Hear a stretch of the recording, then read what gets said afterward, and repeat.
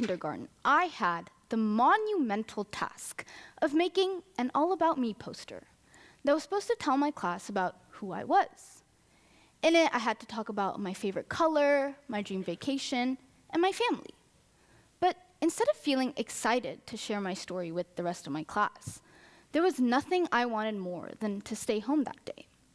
You see, I could find pictures to represent my favorite color and dream vacation, but I didn't have a single picture of me, my mom, and my dad all together, because when I was 2 years old, my parents got divorced.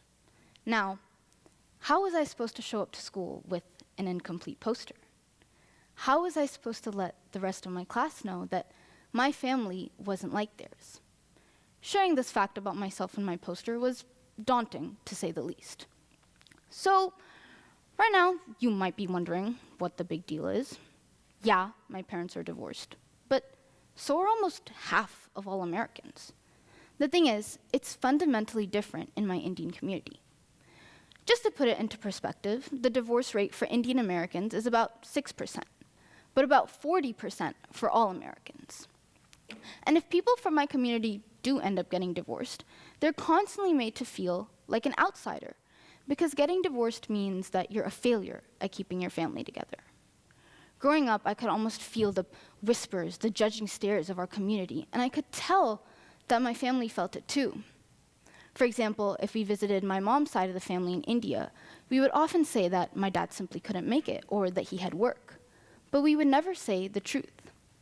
As a child, seeing the adults in my life tiptoe around this very real aspect of ourselves made me feel like I had to do the same. I couldn't help but feel ashamed of my family and of myself from being so far from the mold of what the quintessential Indian family is supposed to look like. Like, I remember telling one of my friends that my parents were divorced, and her being absolutely shocked because we were the first Indian family she had ever seen with divorced parents. Now, to be honest with you, I didn't think that my family was all that different until I started comparing my life to other people's. I didn't have one home like everyone else. I had two. And I didn't have one birthday party. I had one hosted by my mom and one hosted by my dad. These aspects of my life contrasted so deeply with everyone else around me that I couldn't help but feel that my family was broken because we were so different from everyone else around us. What I was experiencing right then was shame, which is defined as the humiliation caused by the conscious awareness that something about you or your situation is inherently wrong. And so, I found it more convenient to hide my family's truth and let people believe that I had the perfect family than accept it. I figured if it wasn't real to everyone else, it was easier for me to pretend my situation away. In my kindergartner brain, this was a foolproof plan. I mean, I'd lie about everything from not being able to host a sleepover because it meant having to explain which house it would be held at, to making up excuses about why my parents would come separately to every event. Now, as I'm sure you figured out, this plan wasn't that foolproof, because nearly every single conversation after that became anxiety-inducing, because I couldn't let this massive secret inside of me slip out.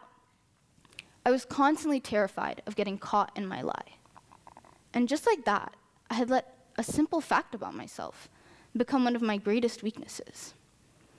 Now, at this time, most of my shame just came from me being scared of what people would think if they found out.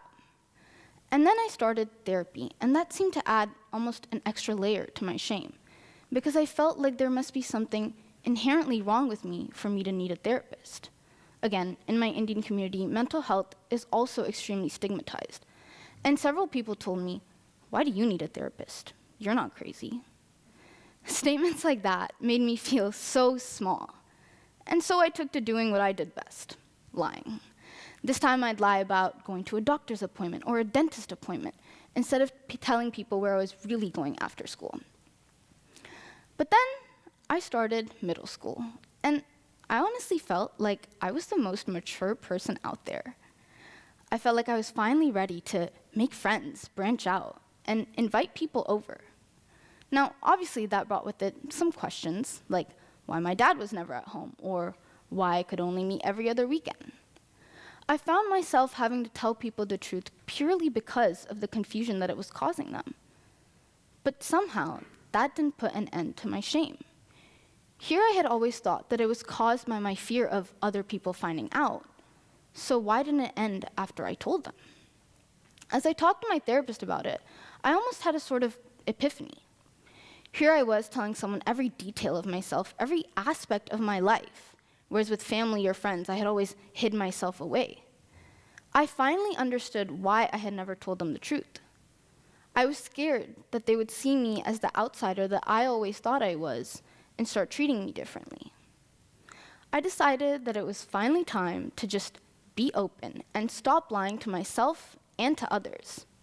And so, as part of an assignment in my middle school speech class, I just got up and told my whole class the truth. Now, this might have seemed a little bit extreme, but it was what I needed to do in order to confront my feelings.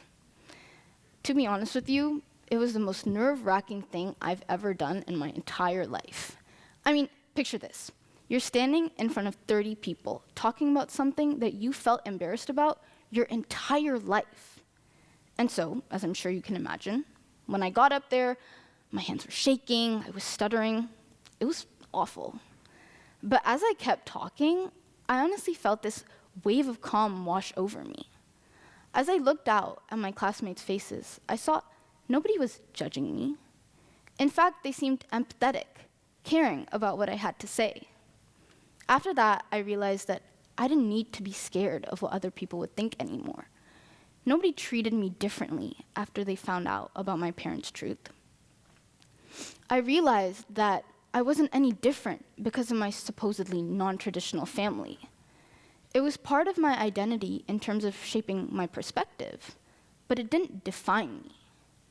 In fact, choosing to be open rather than forcing myself to hide allowed me to change my entire perspective on shame.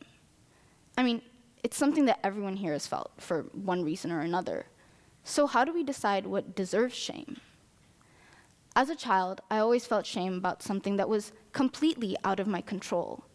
And now looking back, I understand that it wasn't something that deserved shame. Yeah, I came from a non-traditional household, not a two-parent household, but instead of feeling ashamed about that, I now feel nothing but pride, both in myself and in my parents. Instead of succumbing to our community standards, we created our own definition of what the perfect family looks like.